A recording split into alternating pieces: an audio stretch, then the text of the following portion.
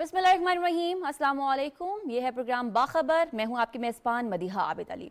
इमरान खान साहब ने गुज़िश्ता दिनों जो कुछ कहा है उसका वाहवेला मचाया जा रहा है, उसका शोर मचाया जा रहा है इंडियन मीडिया के ऊपर, क्योंकि इमरान खान साहब ने ना सिर्फ इदारों पर, अहम शख्सियात पर, सिपा सलार पर, DG ISI पर, DG ISPR पर बहुत तनकीद की। और ये तनकीद फेवरेट हो गई है इंडियन मीडिया की। और एंकर ये सुनाई देती है कि वो अब शख्सियत को एक पसंद करने लगी हैं, और वो पाकिस्तानी शख्सियत का नाम है इमरान खान साहब। तो क्या इस सारे मामले से जो पाकिस्तान मुखालिफ क़ुव्वतें हैं वो फ़ायदा उठा रही हैं? ये मुल्की मुफाद के ख़िलाफ़ जा रहा है? इसको संभालेंगे किस तरह से, और ये मामला जो बिगड़ गया है ये किस तरह से संभलेगा? हमने आज अपने प्रोग्राम के इब्तिदाई हिस्से में इसको डिस्कस करना है। हमें आज के प्रोग्राम में ज्वाइन किया है मुर्तज़ा सोलंकी साहब ने। आगा इकरार हारून हमारे साथ मौजूद हैं। सजाद अनवर को हम खुशामदीद कहते हैं प्रोग्राम में। इस्लामाबाद स्टूडियो में शरीला अमार साहिबा ने हमें ज्वाइन किया है। आजम चौधरी साहब को हम लाहौर में खुशामदीद कहते हैं, जबकि आज हमें जो है ब्रिगेडियर रिटायर्ड हारिस नवाज साहब ने। सबको खुशामदीद कहते हैं। हमारा आज का पहला सवाल कुछ इस तरह से होगा: भारतीय मीडिया इमरान खान के गुण क्यों गाने लगा? इदारों के खिलाफ इमरान खान के बयानिए से कौमी साख को नुकसान पहुंच सकता है? ये हमारा आज का पहला सवाल है। तो बल्कि मैं ये सवाल अपने आज के एक्सपर्ट्स की जानिब रखूं, उनके साथ डिस्कस करूं, हमारे पास एक क्लिप है जो कि भारतीय मीडिया का क्लिप है। आइए सुनते हैं वो हमारे बारे में क्या कहते हैं। और बड़ी खबर आपको बता रहे, पाकिस्तान के पूर्व प्रधानमंत्री इमरान खान ने एक बड़ी बात कही है। उन्होंने कहा है कि वो ISI की पोल खोलेंगे। मैं ISI की पोल खोलूंगा, ये इमरान खान ने कहा है। हकीकी आजादी मार्च की शुरुआत में उन्होंने बड़ी बात कही है। इमरान ने ISI के खिलाफ मोर्चा खोल दिया है। इमरान ने फिर भारत की विदेश नीति की तारीफ भी की है। और इस वक्त एक बड़ी खबर आपको दे देना चाहती हूँ। इमरान खान ने अपने भाषण में ISI के खिलाफ भी जमकर जहर उगला है। इमरान ने ISI के प्रमुख लेफ्टिनेंट जनरल नदीम अंजुम की तुलना पाकिस्तान के पूर्व गृह मंत्री शेख रशीद से की है। इमरान ने कहा कि ISI प्रमुख ने जो प्रेस कॉन्फ्रेंस की थी वो पूरी तरह से सियासी थी। ISI की प्रेस कॉन्फ्रेंस को सियासी बताया इमरान खान ने। अब इस वक्त पाकिस्तान में एक तरफ इमरान है वर्सेस ऑल है। वो सारी की सारी मशीनरी जो सरकार की है वो अब खिलाफ है इमरान के, और इमरान खिलाफ है। पाकिस्तान की राजनीति में बहुत निर्णायक पल होने वाला है जब उन्होंने सीधे सीधे पाक आर्मी चीफ को निशाने पर लेकर के। बिल्कुल ठीक कह रहे हैं आशीष। और ये जाहिर सी बात है कि गौरतलब है कि पहली बार जनरल बाजवा का नाम इतने खुले तौर पर इमरान खान के द्वारा लिया गया है। सेना पर हमला आज की तारीख में मेरे तो डियर मोस्ट हो गए, इसलिए हो गए क्योंकि उन्होंने ISI की पोल खोलने का अब जो है इरादा बना लिया है। और इसीलिए हमें तो वो इस बार थोड़े पसंद आएंगे। तो इसीलिए हमें वो इस बार बहुत पसंद आएंगे और वो हमारे मोस्ट फेवरेट हो गए। ये इमरान खान साहब ने वो किया जो कि एक दुश्मन करता है अपने मुल्क के साथ, और ईंधन दे दिया है भारतीय मीडिया को चूल्हे में फूंकने के लिए। तो हारिस साहब आप क्या कहेंगे? मैं तो इस बारे में मजीद कुछ नहीं कहूंगी, आप जरा तज्जिया करें, ये हुआ क्या और इसका अजाला कैसे होगा? आई थिंक इमरान खान साहब ने बहुत ही इररिस्पॉन्सिबल स्टेटमेंट दी है। कोई भी प्राइम मिनिस्टर पाकिस्तान, चाहे वो इंडिया का हो पाकिस्तान का हो, उनकी रॉ है, इधर हमारी ISI है। हुकूमत के साथ बहुत चीज़ें राज की होती हैं और ये कभी ऐसा जिक्र नहीं किया जाता है। और इसको मैं इस प्रोग्राम में था, ये लेडी एंकर बोल रही थी रुबिका लियाकत, आई थिंक मैं इनके प्रोग्राम में बैठा हुआ, तो मैंने काफ़ी शटअप कॉल भी दी। मैंने कहा कि कोई ऐसी बात वहाँ पर नहीं की गई। वो फौज इस वक्त एपॉलिटिकल है, they are not involve in any politics. अब क्योंकि ये उनको पॉलिटिक्स पे लाना चाहते हैं, अब उनकी मदद चाहते हैं जो फौज नहीं कर रही है, इस तरह की बातें कर रहे हैं। और ये बड़ी गैर मुनासिब और गैर जिम्मेदाराना बात की जा रही है। फौज ना घबराई हुई है, ना फौज का कोई ताल्लुक है। ये हुकूमत सियासी लड़ाई सियासी तरीके से लड़नी चाहिए। बिल्कुल ये गलत वहाँ पर पकड़ना चल रहा है। उनको हर वो चीज़ सूट करती है इंडियन चैनल को जिसमें फौज और ISI को टारगेट किया जाए। और यही इमरान खान ने बात की है जो इंडिया 75 ईयर्स में नहीं कर सका, वो हमारे कुछ ये पॉलिटिशियन जो हैं विदाउट, और सोशल मीडिया के उनके जो आगे हैंडलर्स हैं, they are not realising how much damage they're causing. फौज जो है उसकी ताकत आवाम है, you fight as a nation. आप कभी भी फौज अकेली नहीं लड़ती है। ये बहुत ही अहम काना बातें कर रहे हैं इमरान खान। मेरे ख्याल में उनको समझना चाहिए। आज भी जिस तरीके से कह रहे हैं वो DG ISI कान कौन सुन लो, this is not required, this is highly जो है अनएक्सेप्टेबल वर्ड्स हैं। ये ऐसे अल्फाज कभी नहीं कहने चाहिए, इसलिए कि यू मस्ट रियलाइज कि दुनिया में नंबर 1 हमारी एजेंसी को कि चीफ को ऐसे कह रहे, और आपको ये भी एम्बेरसमेंट होनी चाहिए कि उनको क्यों आना पड़ा। He had to come to clarify, otherwise उन्होंने हमेशा कहा हुआ है कि मैं प्रिंट मीडिया पे या इलेक्ट्रॉनिक मीडिया पे कहीं मुझे नजर नहीं आना चाहिए, but then in the best interest of the organisation he had to come. उनका मैं अपने अदारे के लिए और अपने शोहदा के लिए आया हूँ। और उसके साथ उन्होंने एक और बात बड़ी क्लियर की कि 5th जनरेशन वार हमारे साथ अटैक हुई है, जो पाकिस्तान की फौज और अवाम को दूर करने की कोशिश है, फौज को कमजोर करना चाहते हैं। ये हमारे अवाम को, हमारे पॉलिटिशियन को, सबको समझ होनी चाहिए। और इमरान खान साहब को मेरे ख्याल में जो बात भी करनी है, आप अपनी सियासी बात करें, do not drag army, and it is very unfair. Army ने डिस्टेंस शो किया हुआ है। साहब, जो खान साहब ने क्या क्या, अब उन्हें कभी रिग्रेट होगा इसका? उनको एहसास है ये क्या कहा उन्होंने? आई थिंक रिग्रेट कर उनको नहीं है, उनके साथ जो बाकी पॉलिटिकल लीडर्स हैं, they must tell him, there is advisers, ठीक है, दे शुड टेल हिम कि he should not utter such words which are not required, which are against the country and against the arm forces, which is not allowed. इसीलिए delay action बताया गया TV के ऊपर कि इनकी जो ऐसे अल्फाज इस्तेमाल करते हैं वो नहीं है। और वहां पर ढोल बजाए हुए नहीं चैनल में, यानी बड़ा आधा प्रोग्राम छोड़ के आ गया, I could not here what the hell they were talking about it. ठीक है, ठीक है ब्रिगेडियर साहब, आपका बहुत शुक्रिया, आपने आज के प्रोग्राम में हमें ज्वाइन किया। आगे बढ़ते साहब, आपने भी ये क्लिप देखा है, अब बताइए कि होगा क्या इसके आगे, और ये जो ईंधन दे दिया है, प्रोवाइड कर दिया है, ये क्या क्या अच्छा किया उन्होंने? क्या एहसास होगा उन्हें इस बात का? इमरान खान के जहन पर सिर्फ एक चीज सवार है, और वो ये है कि वो किस तरह से दोबारा इक़्तिदार में आ सकते हैं। अगर वो इक़्तिदार में नहीं आ सकते तो उनके नज़दीक किसी और चीज़ की अहमियत नहीं है। सही। और ये वो खुद बरमला कह चुके हैं। आप याद करें, उनके अपने अल्फाज हैं कि मैंने कहा कि इनको इक़्तिदार देने से तो बेहतर है कि पाकिस्तान पर आप एटम बम गिरा दें। ये है पाकिस्तान और उसके अवाम की अहमियत इमरान खान की नज़रों में, कि अगर उसकी हुकूमत नहीं है तो पाकिस्तान पे एटम बम गिरा दिया जाए, वो बेहतर है कि उसकी हुकूमत ना हो, किसी और की हुकूमत हो। तो ऐसे शख्स के लिए आप ये फर्ज करना कि जी उनको कुछ एहसास होगा कि वो क्या कर रहे हैं, जो तफसीलात सामने आ रही हैं कि किस तरीके से उन्होंने अपने लीडर्स की जिम्मेदारी लगाई है कि वो हथियारबंद लोगों को बंदूकों के साथ, असले के साथ इस्लामाबाद में ले आए। तो वो कोई बंटे खेलने के लिए तो नहीं आएंगे ना, जो असला और वो हथियारबंद लोग आएंगे। तो खान साहब का जो प्लान है, जो उनके मुतालबात हैं, जो वो कह रहे हैं कि जी मेरे शराइत पर इलेक्शन कराओ और मेरे शराइत पर आर्मी चीफ लगाओ, उसके लिए उनको लाशों की जरूरत है और वो उसका बंदोबस्त कर रहे हैं। इसलिए वो पाकिस्तान के अहम तरीन इदारों को, उनके सरबराहों को, हुकूमत को, सभी को निशाने पर लगा रहे हैं और सारी दुनिया में पाकिस्तान का तमाशा बन रहा है। लेकिन इमरान खान को बिल्कुल इसकी परवाह नहीं है। लेकिन मेरे ख्याल में पाकिस्तान के अवाम को इसकी परवाह होनी चाहिए और उनको इमरान खान का असल चेहरा नजर आना चाहिए। ठीक है, सोलंकी साहब आपने अपना तजिया दिया, आगे बढ़ते हैं। हम बात करते हैं, इस वक्त हमारे साथ सज्जाद अनवर साहब मौजूद हैं।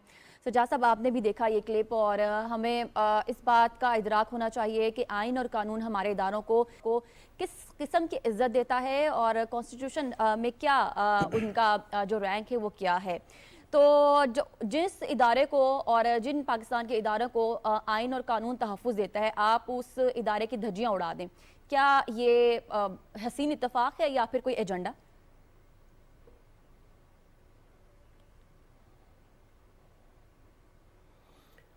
देखें, जिस तरीके से सियासतदानों के साथ या पिछली हुकूमतों के साथ उनको हर्ट करके उतारा गया, उन पर मुकदमात बनाए गए, इमरान खान साहब के साथ बहुत ज़्यादा रायत बरती सिस्टम ने और फिर उसका उन्होंने नाजायज़ फ़ायदा उठाया इमरान साहब ने। इमरान खान साहब वो वाहिद लीडर हैं पाकिस्तान की तारीख में जिनको आइनी तरीके से पार्लियामेंट के ज़रिए इक़्तिदार से निकाला गया था, और जब उनको इक़्तिदार से निकाला गया था उनके ख़िलाफ़ मुकदमात नहीं बनाए गए थे, उनकी पार्टी के ख़िलाफ़ कोई बहुत मुहिम नहीं शुरू की गई थी, बल्कि उसके बाद जो सिस्टम है उसने उनको कई फ़ायदे भी दिए। जैसे पंजाब में उनकी गवर्नमेंट वापस उनको मिली, जिस तरह से आज उनके पास पंजाब में, केपी में और आज़ाद कश्मीर में और बल्तिस्तान में हुकूमतें हैं। उसके बाद हमने देखा कई फ़ैसले उनके ऐसे भी हक़ में आए जिनके ऊपर कॉन्स्टिट्यूशन एक्सपर्ट्स जो थे उन्होंने कई सवालिया निशानात भी रखे और उनको जो फेवर्स मिली हैं और जो अब तक फेवर्स मिल रही हैं उनके खिलाफ करप्शन के बेशुमार केसेस थे जो नहीं बनाए गए। जो केपी में हुकूमत है उनकी 10 साल से, उसके ऊपर पिछले चेयरमैन नैब ने जो बातें की थी वो भी हवा में उड़ा दी गई, किसी के ऊपर कोई मुकदमा नहीं बना। तो वो जितनी क्लीन स्लेट उनको दी गई और जिस तरीके से उनको इक़्तिदार के बाद अपनी पॉपुलैरिटी गेन करने में और बयानियां बनाने में आज़ादी दी गई, ये आज उसका नतीजा है कि वो डायरेक्टली पाकिस्तान की मिलिट्री और पाकिस्तान की एस्टैब्लिशमेंट को के गरेबान को पकड़ना चाहते हैं। और इसी का ठट्ठा जो है आज इंडियन चैनल्स ही नहीं, वो तो हमारे इमीडिएट मुखालिफ है ना, वो तो एक जज्बाती अंदाज में उसको एक्सप्रेस कर रहे हैं। बहुत सारे हमारे हिडन मुखालफीन हैं जो दुनिया में, वो बहुत खुश हैं और वो समझते हैं कि शायद पाकिस्तान की मिलिट्री जो कि पिछले 70-75 साल से अपनी पावर और अपनी जो उसका एक स्टेटस था इंटरनेशनली उसको जो बरकरार रखे हुए थी, अब शायद वो इमरान खान की सूरत में देख रहे हैं कि ये वाहिद आदमी है जो एक चैलेंजर बन के सामने आया, जो मिलिट्री के लिए एक चैलेंज, रियल चैलेंज वो देख रहे हैं और इसीलिए उसको एक हीरो के तौर पे भी इंटरनेशनल मीडिया कह रहा है कि हमें ये सूट करता है और इंडियन कह रहे हैं कि हमें ये सूट करता है। ठीक है, तो सिस्टम को देखना चाहिए आगे हम बढ़ेंगे। बंदे के साथ जो इतनी भलाई की गई उसने उसका नतीजा क्या दिया, क्या ये भलाई होता है तो आपके फराइज भी होते हैं। आपने अपने कानून और आइन से फराइज भी सर अंजाम देने हैं, तो एक आम सिटीजन का भी ये फर्ज है कि वो अपने मुल्क की पासदारी करे और कुछ फराइज सर अंजाम दे, तो फिर सियासतदान को तो कुछ ज्यादा ही हक बनता है। अब मरियम औरंगजेब साहिबा कहती हैं कि मुल्की मफाद से खेलने वालों के साथ अब हम मुज़ाकरात नहीं करेंगे। देखिए मदीहा, 2020 की एक ट्वीट है जो असद उमर साहब ने अपने मुखालफिन के लिए की थी, आज मैं उनके लिए वो दोबारा दोहरा देना चाहती हूँ। परवीन शाकिर का शेर था, तोहमत लगा के माँ पे जो दुश्मन से दाद ले, ऐसे सुखन फरोश को मर जाना चाहिए। देखिए, ये पहली दफ़ा नहीं हुआ कि इमरान खान साहब ने इंडियन मीडिया को मवाद फराम किया हो पाकिस्तान की सिक्योरिटी एजेंसीज के खिलाफ या पाकिस्तान की सलामती के खिलाफ। जिस वक्त वो इक़्तिदार से आईनी तरीके से निकले थे, उन्होंने उस वक्त भी जब ये अमरीकी साजिश का जो बयानिया था उसको गढ़ा था, तो उसमें उन्होंने जब मीर जाफर, मीर सादिक का जो लफ्ज इस्तेमाल करते, वो किन के लिए इस्तेमाल करते, तो सिपा सलार भी वो कह रहे थे, तो सिपा सलार कौन थे हमारे। तो जब उन्होंने वो ये बात करी तो उस वक्त भी इंडियन मीडिया बहुत खुश हो रहा था, वो अपने चैनल के ऊपर इसको बहुत ज्यादा प्रोजेक्शन कर रहा था। और कल तो जिस तरह उन्होंने जो जुबान इस्तेमाल की, जो बात की, देखें जो पहले सियासतदान थे, जो नवाज लीग है या पीपल्स पार्टी है, उनका क्या हमेशा से स्टांस रहा यही कि आप सियासत में मत आए, आइन और कानून के तहत आप अपनी जो हदूद मुतय्यन कीजिए, आप उसके अंदर हैं। इमरान खान ये नहीं चाहते हैं। इमरान खान चाहते हैं कि आप सियासत में आए, सियासत में अपना रोल अदा करें और मुझे एक ताहियात वजीर आजम बना दे, मैं आपको ताहियात जो है आर्मी चीफ बना देता हूं। और जब वो ये गैर आईनी डिमांड नहीं मानते हैं, जिसमें वो ये गैर आईनी डिमांड भी उनको कहते हैं, जैसे DGISI ने कहा कि वो मेरे पास आए तो उन्होंने मुझसे बात पूछी कि पाकिस्तान का सबसे बड़ा मसला क्या, मैंने कहा इकोनॉमी, उन्होंने कहा नहीं नहीं ऑपोजिशन, इनको जेलों में डालो। और एक और हमारे जो सहाफी हैं उन्होंने भी एक पिछले दिनों एक चैनल के ऊपर ये बात बताई थी कि जनरल बाजवा साहब को भी इमरान खान साहब ने यही कहा कि जी आप तमाम ऑपोजिशन को जो है ना जेलों में डाल दें। उन्होंने कहा हम ये काम नहीं कर सकते हैं क्योंकि हाँ, और यही बात थी जिसके ऊपर इमरान खान साहब जो है उनके खिलाफ हो गए हैं। सही सियासत में अगर उन्होंने प्रेस कॉन्फ्रेंस किया तो उनको प्रेस कॉन्फ्रेंस करने पे मजबूर इमरान खान साहब ने किया है। अगर वो इल्जामात ना लगा रहे होते, बार बार उनके बारे में बात ना करते, तो वो जिस तरह वो कह रहे थे कि हमारा सियासत में कोई रोल नहीं, वो काम अपना कर रहे होते। आज जो टेप ऑडियो आई है जो राना सनाउल्लाह साहब ने चलाई है अमीन गंडापुर की, हम इसके ऊपर बात चल जाता है कि पाकिस्तान की सलामती हम चलते हैं। नहीं है। इकरार साहब, मुल्क की साख को नुकसान पहुंचाने वालों का अंजाम क्या होता है या उनको एहसास भी नहीं होता, उनका फ्यूचर क्या होता है फिर? देखिए, इनका फ्यूचर तो वक्त ही तय करेगा, लेकिन सज्जाद साहब ने बहुत खूबसूरत बातें कर दी कि इसका फ्यूचर कौन तय करेगा ये तो समझ नहीं आ रहा है। जितना जो कुछ ये शख्स करी जा रहा है और कल इसने जिस तरह खड़े होके लोगों में और आज भी एक इंतहाई सेंसिटिव इदारे के दो इंतहाई अहम तरीन लोगों के नाम लिए हैं। देखिए मदिया, हमें सहाफत में फिर भी हमारे एक प्रोफेशनलिज्म हमें किसी हद तक ही देता है कि अगर कोई ऐसी खबर हो तो हम उसको कर सकते हैं, लेकिन फिर भी मुझे याद नहीं पड़ता है कभी भी किसी एक बाशऊर और एक रिस्पॉन्सिबल सहाफी ने इस तरह प्राइम इंटेलिजेंस एजेंसीज के ऑफिसर्स का नाम अवाम में खड़े हो किस तरह लिया हो, क्योंकि आप उन्हें एक्चुअली कंप्रोमाइज कर देते हैं, आप अपने पूरे अदारे को कंप्रोमाइज कर रहे हैं। ये शख्स जो है इसको कोई एहसास नहीं है कि कर क्या रहा है, क्योंकि इसके आगे सिर्फ एक एहसास है, वो है ताकत। मैंने हर सूरत में वापस आना है और हर सूरत में जो नवंबर की जो पोस्टिंग है वो मैंने करनी है, उसका सिर्फ और सिर्फ वो ये दो बातें सोच रहे हैं। हाँ। और मैं इतना कहूंगा कि हुए तुम दोस्त जिसके दुश्मन उसका आसमां क्यों। ठीक है आज- आजम साहब, जिनको तनकीद कर रहे थे उन्होंने तो रिटायरमेंट का ऐलान कर दिया है, और फिर जिस तरह से अभी इकरार साहब कह रहे हैं कि वो आना चाहते हैं, तो वो अवाम की वोट लेकर आए। अवाम की क्या ऊपर उनको भरोसा नहीं कि उनको वोट नहीं मिलेंगे? बात यह है कि वो 5 साल पूरा ठीक करना है, नहीं चाहते। ठीक है। इकरार साहब, आपसे सवाल नहीं पूछा, आजम चौधरी साहब से सवाल पूछा है।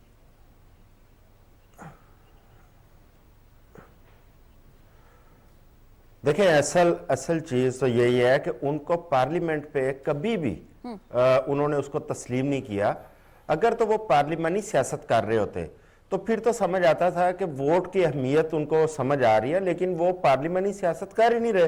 पार्लियामेंट को तो वो उन्होंने कभी भी काबिल तकरीम समझा ही नहीं है।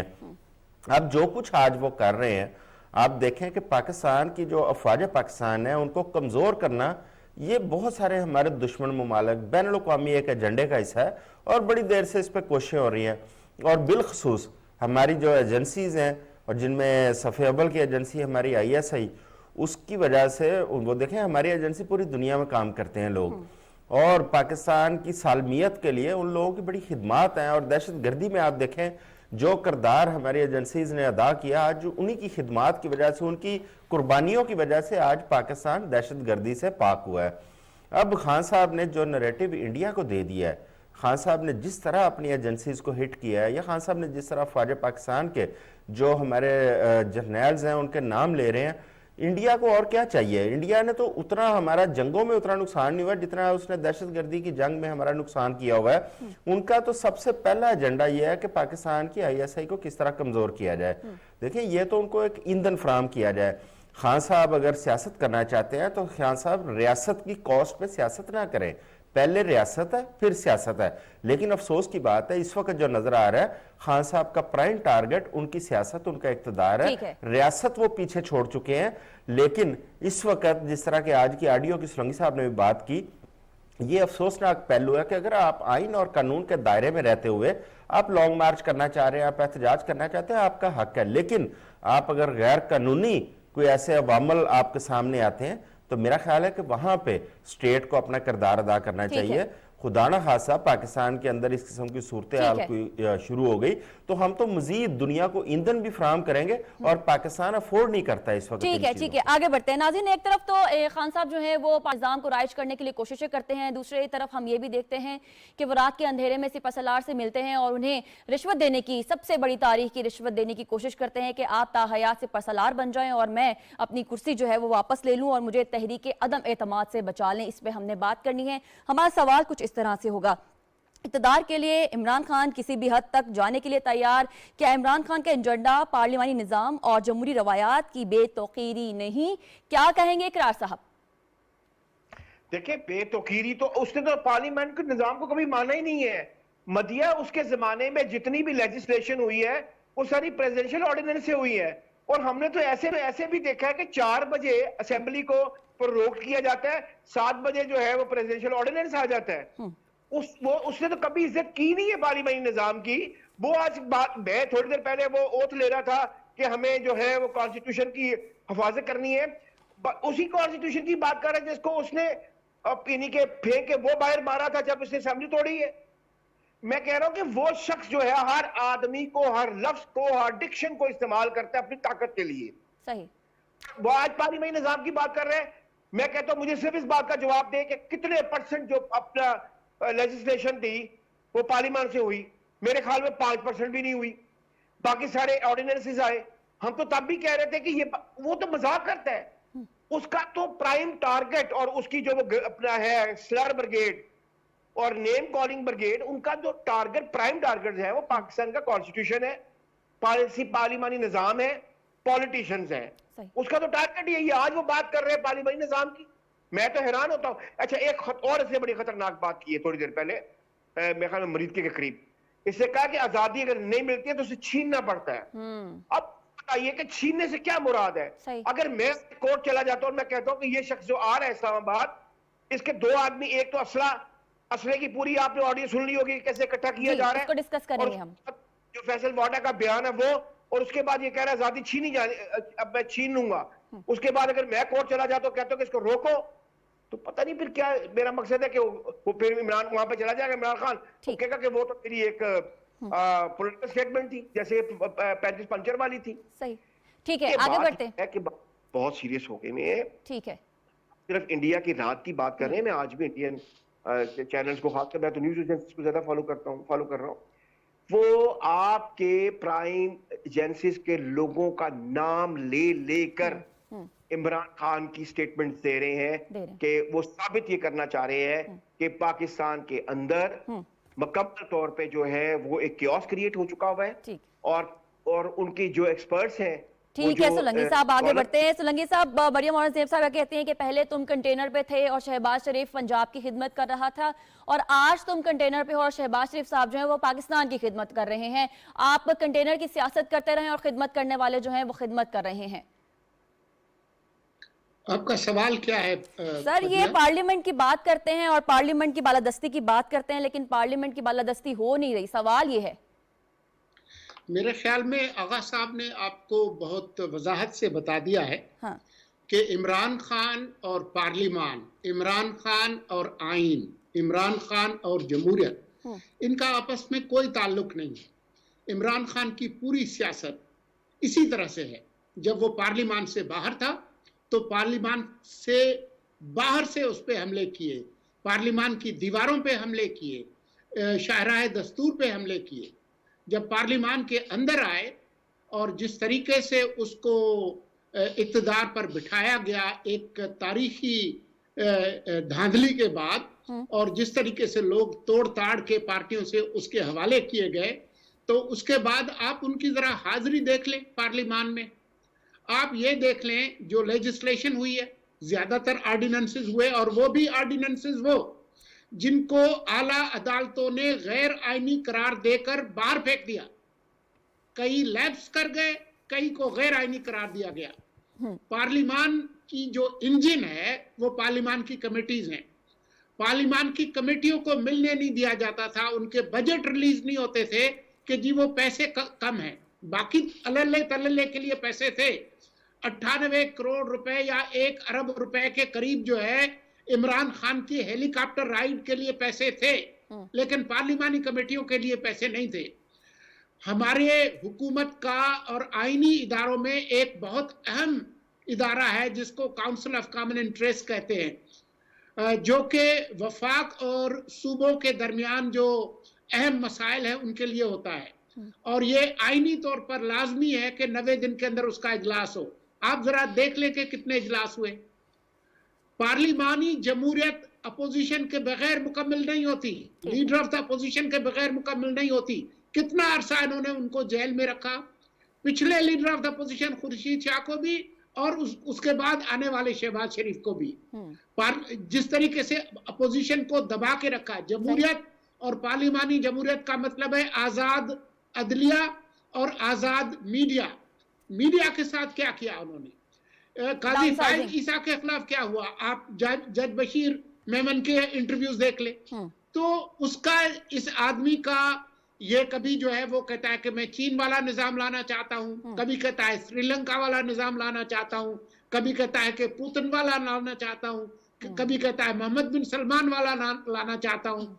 तो इस आदमी की सिवाय एक शख्सी आमरीत के और कोई उसका मकसद नहीं है, उसका कोई ताल्लुक वास्ता नहीं है जमहूरियत और पार्लिमान के साथ। ठीक है सज्जाद साहब, आपकी जानिब बढ़ेंगे। साइकिल पर आने की बात हुई थी पार्लियामान में, और साइकिल पर आने की बात हुई थी, वजीर आजम हाउस में आए फिर हेलीकॉप्टर पे थे, तो अवाम को पता चल गया है कि ये बेतुकीरी हो रही है पार्लिमानी और जमहूरी निजाम की।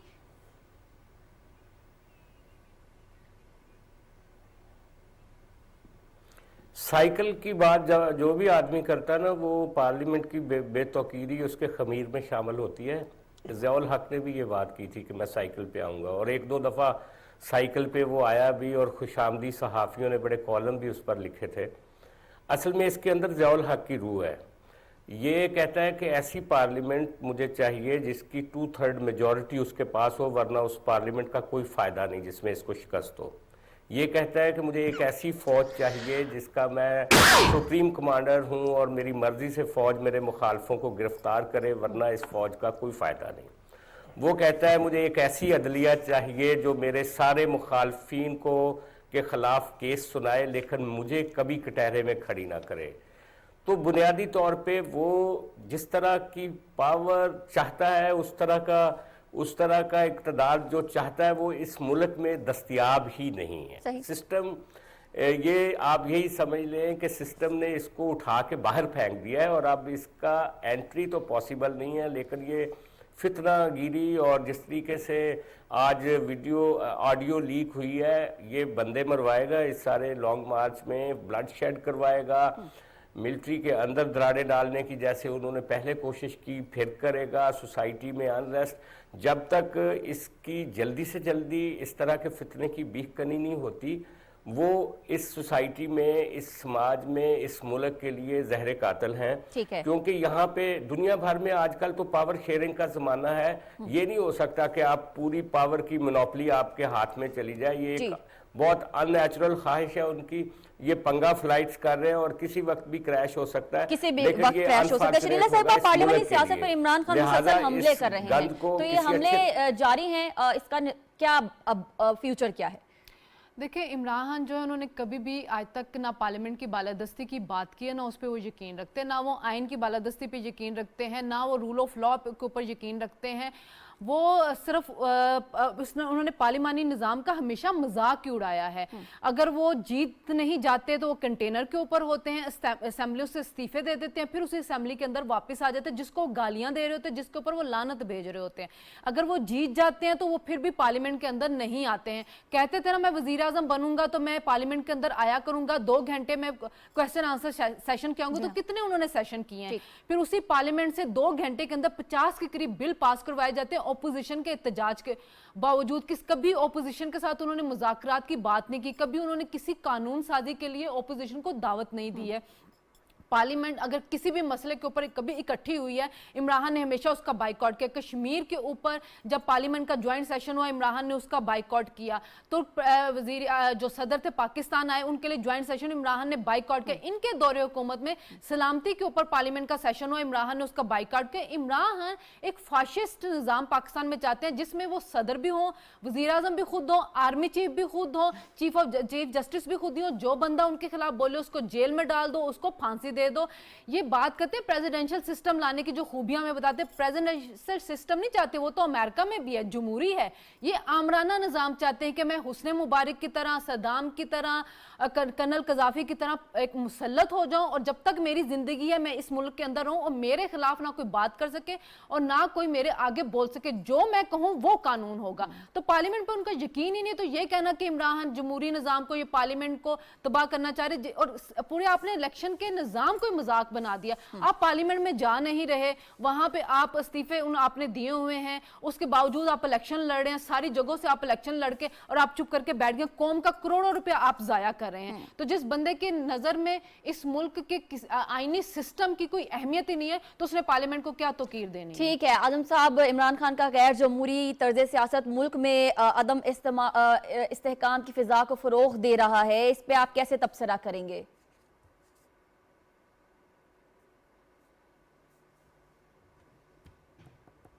देखिए, इसमें अब हम पार्लियामानी बात कर रहे थे कि खान साहब अगर पार्लियामानी सिस्टम को चाहते होते तो खान साहब सबसे पहले अपने ऊपर जो अदम एतमाद हुई थी जमहूरी तरीके से उसको तस्लीम करते और पार्लियामेंट के अंदर बैठते।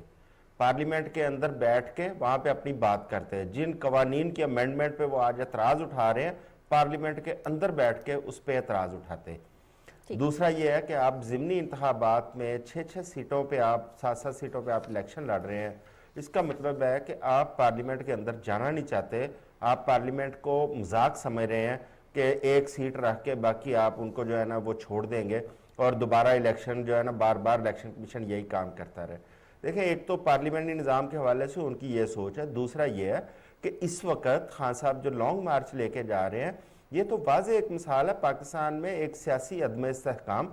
जब सियासी अदम इस्तेहकाम होगा तो जाहिर है आपका मुआशी अदम इस्तेहकाम भी होगा। पाकिस्तान का जो निज़ाम ज़िंदगी है वो मुअत्तल होकर रह गया हुआ है। आप कल से देखें कि पाकिस्तान में मुआशी सरगर्मियाँ बहुत महदूद हो गई हैं। ठीक है, अगर पाकिस्तान इस वक्त मौजूदा सूरत हाल के अंदर जो हमारी इकॉनमी की पहले सूरत हाल थी, हम अफोर्ड नहीं करते।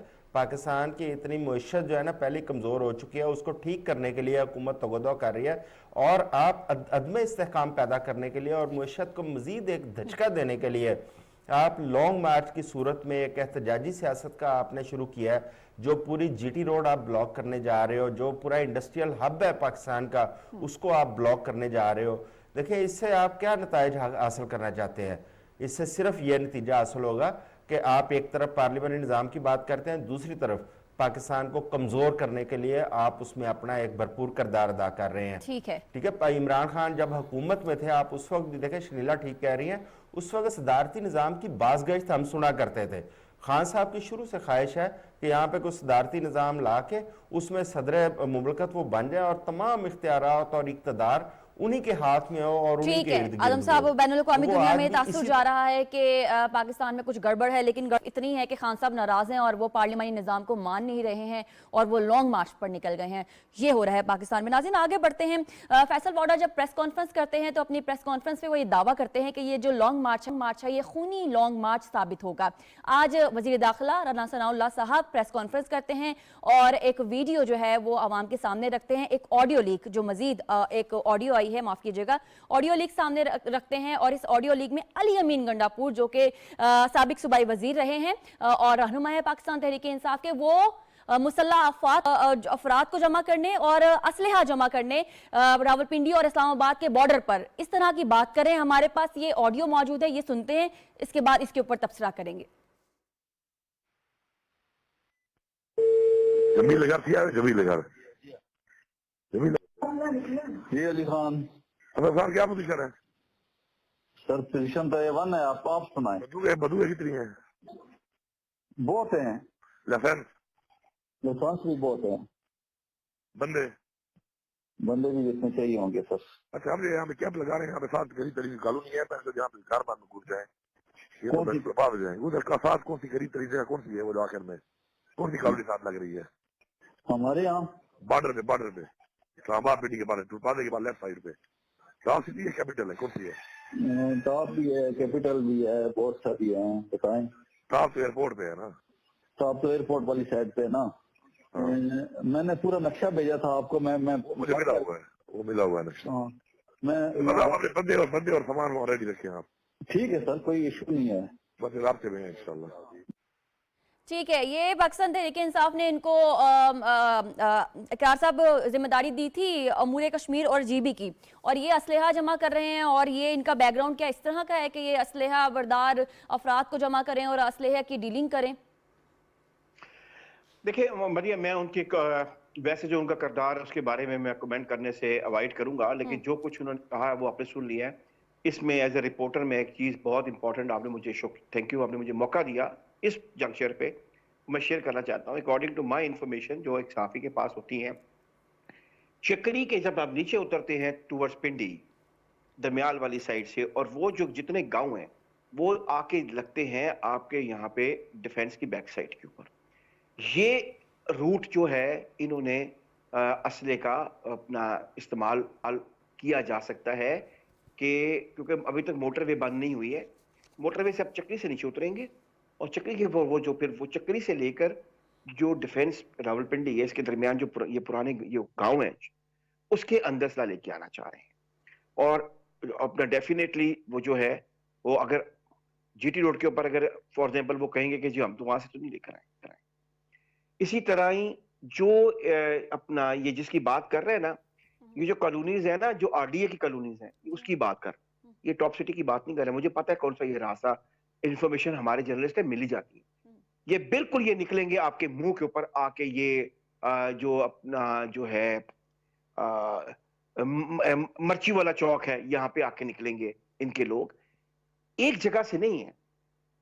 5,000 लोग तो ये ऑलरेडी भेज चुके हुए हैं इस्लामाबाद के अंदर, जो कि रावलपिंडी इस्लामाबाद में मुख्तलिफ जगहों पे रह रहे हैं। मकसद क्या है? मकसद है खून खराबा। अब come to the point, time बहुत कम है। खून खराबा। अमीन की गंडापुरी के ऑडियो, फैसल वाडा का कन्फेशनल स्टेटमेंट कि जी मुझे सब कुछ पता और मैं बताने आया हूं मुल्क को बचाने के लिए, वो इमरान खान की आज की स्टेटमेंट के आजादी नहीं मिलेगी तो मैं छीन के रहूंगा, कि 3 स्टेटमेंट लेके आप कोर्ट पे चले जाएं, जिसने इजाजत दी है इसको आने को। फिर देखते हैं कि क्या कोर्ट इसको रोकता है कि नहीं रोकता है, क्योंकि ऐसे ठीक है इकरार साहब। नाज़रीन, यहाँ पे एक छोटी सी हम ब्रेक लेंगे और ब्रेक के बाद दोबारा आएंगे और इसी सिलसिले को जारी रखेंगे। आप हमारे साथ रहिएगा।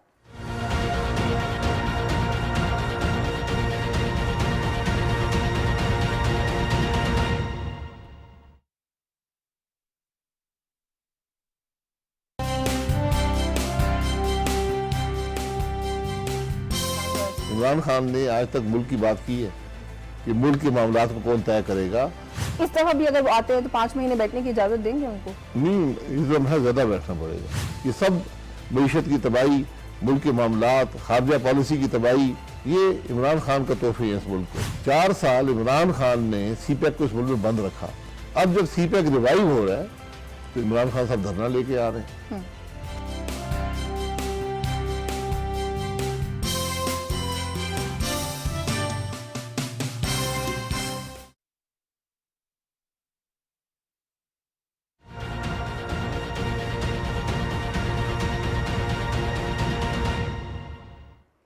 ठीक है नाज़रीन, आपको ब्रेक के बाद दोबारा से खुशामदीद कहते हैं। सोलंकी साहब, फैसल वाडा साहब की तो ये रुकनियत, पार्टी रुकनियत जो है वो मुअत्तल हो गई है, क्योंकि उन्होंने ही इसे खूनी मार्च करार दिया है। अब वफाकी हुकूमत को क्या करना चाहिए प्रोटेक्शन मुहैया करने के लिए? आप कैसे इसका तज्जिया करेंगे? देखें जी, इसमें ज़्यादा तज्जिए की बात नहीं है। ये एक खासा नाकाबिले तरदीद सबूत मौजूद है इस बात का कि इमरान खान और उनकी जमात के लोग पुरअमन धरने के और एहतजाज के नाम पर इस्लामाबाद को आग और खून की होली में तब्दील करना चाहते हैं, और बुनियादी तौर पर पाकिस्तान के अंदर एक अफरा तफरी पैदा करना, अनारकी पैदा करना, और उसके नतीजे में एक ऐसी सूरत हाल पैदा करना है कि जिसमें मुल्क का जो नज़्म व नस्क और पूरा जो निज़ाम है वो तहबाला हो जाए। तो ये तो सीधी सीधी दहशत गर्दी की मनसूबाबंदी है, और जब आपके पास ये सबूत मौजूद हो तो वो लोग दहशत गर्दी जैसे संगीन जुर्म की मनसूबाबंदी करते हुए आपको नज़र आ रहे हैं, तो उनके खिलाफ कानून के मुताबिक कार्रवाई करने के अलावा और क्या चारा है वफाकी हुकूमत के पास, इसके कतई नज़र कि वो किस जगह और किस गार में और किस सुराख में छुपे हुए हैं। अगर वो खैबर पख्तूनख्वा में हैं, जैसा कि आज कहा वजीर दाखिला ने, तो जो वफाकी इदारे हैं उनके पास ज़राए भी हैं कि वो उनको गिरफ्तार करें और उनके खिलाफ मुकदमा होना चाहिए दहशत गर्दी के तहत, और उनको आप लें। ये इन्हिसार और इंतज़ार ना करें कि जी खैबर पख्तूनख्वा की हुकूमत इनको और वहाँ के आईजी इनको गिरफ्तार करेंगे, ये नहीं होगा। बल्कि आज राना सनाउल्लाह ने यह भी कहा कि गुजरात के अंदर भी इस तरह के अनासर हैं जो कि इस तरह की सरगर्मी कर रहे हैं, और जगहों पर भी होंगे जिसकी इंटेलिजेंस रिपोर्ट्स होंगी। तो अगर आपके पास, देखें, हुकूमत की जिम्मेदारी है लोगों की जान और माल का तहफ़्फ़ुज़, और अगर आपको कहीं से ये नाकाबिले तरदीद सबूत मिलते हैं कि कुछ लोग जो है वो जो बुनियादी हुकूक हैं उनके नाम पर लोगों के खिलाफ दहशत गर्दी का मंसूबा रखते हैं, तो उनको कानून के मुताबिक निमटना चाहिए, उस पर कोई देर नहीं करनी चाहिए। ठीक है सोलंकी साहब, आपका जवाब मौसूल हो चुका है। सज्जाद साहब, आप क्या कहेंगे? आज राना सनाउल्लाह साहब कह चुके हैं, ये सवाल क्वेश्चन मार्क दे चुके हैं कि क्या बंदूक उठाने वालों के साथ मुज़ाकरात किए जा सकते हैं?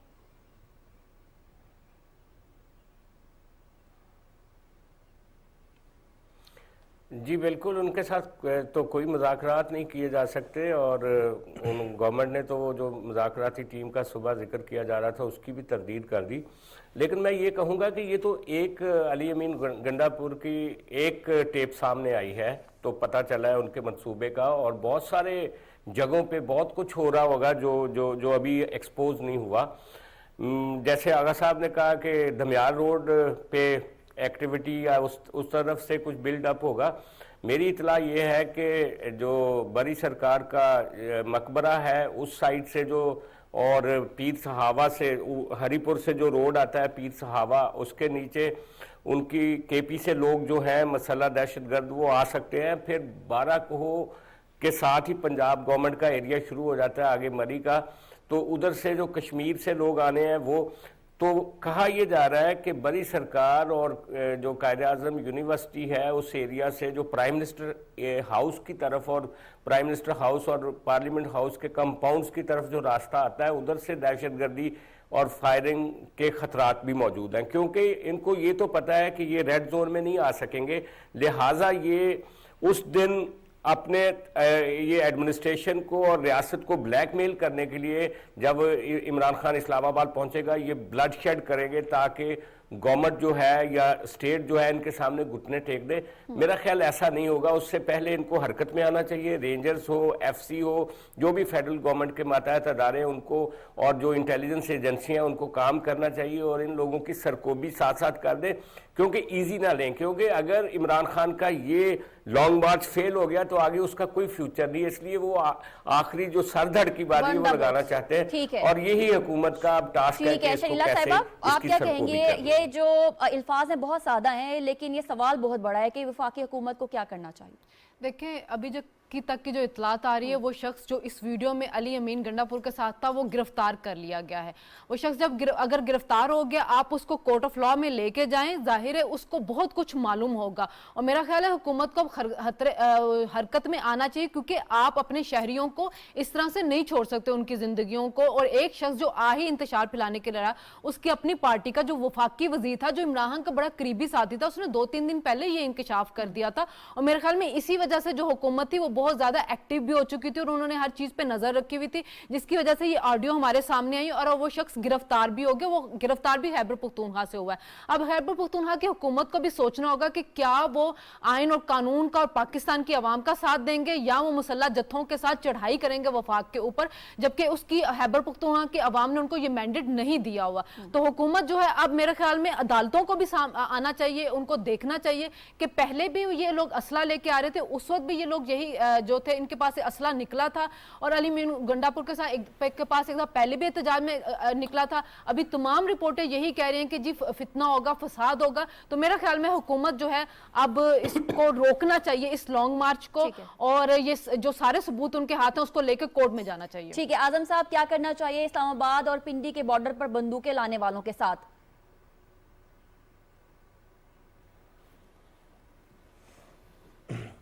देखें, इसमें दो ही चीज़ें हैं। एक देखें, या तो जिस तरह अभी उस बंदे का जिक्र हो रहा था जिसको गिरफ्तार किया गया, जो ऑडियो में था, कानून अपना रास्ता बनाता है। या तो कानूनी तौर पर हुकूमत जो है वो अपनी रिट कायम करे और जहाँ जहाँ इस किस्म की कोई सूरत हाल है वहाँ पे फौरी तौर पर ऐसे ही एक्शन होना चाहिए। चाहे कोई बंदा KPK में है, चाहे इस्लामाबाद में है, चाहे पंजाब में है, किसी को ये इजाज़त नहीं दी जा सकती कि वो इस किस्म की खूनरेजी करे या लोगों की जानो माल को जो है ना नुकसान में डाले।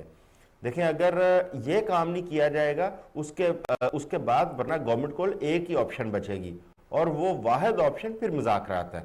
देखिए, अगर आप ये नहीं करेंगे, उन लोगों कानून के मुताबिक नहीं रोकेंगे या उसके बाद आप मुज़ाकरात में, फिर उसके बाद खूनरेजी है जो कि कभी भी ना पाकिस्तान उसको अफोर्ड कर सकता है और ना ही हुकूमतें अफोर्ड करती हैं। आप एक चीज़ ज़हन में रखें, जब भी खुदा ना खासा यहाँ पे खूनरेजी होगी, जब भी खुदा ना खासा यहाँ पे कोई ऐसी सूरत हाल होगी, स्टेट का तो नुकसान होगा, लेकिन जो हुकूमतें वक्त होती है उसका बहुत ज़्यादा बरसरे इक़्तिदार जो जमाते हो उसका नुकसान ज़्यादा होता है। मैं समझता हूँ कि इनको हर दो सूरतों में एंगेज करने की ज़रूरत है, कानूनी तौर पर भी और सियासी तौर पर भी। इसमें कोई मुज़ायका नहीं है, मुज़ाकरात होते रहते हैं सियासी जमातों में, बड़े बड़े शदीद इख्तलाफात के बाद भी होते हैं।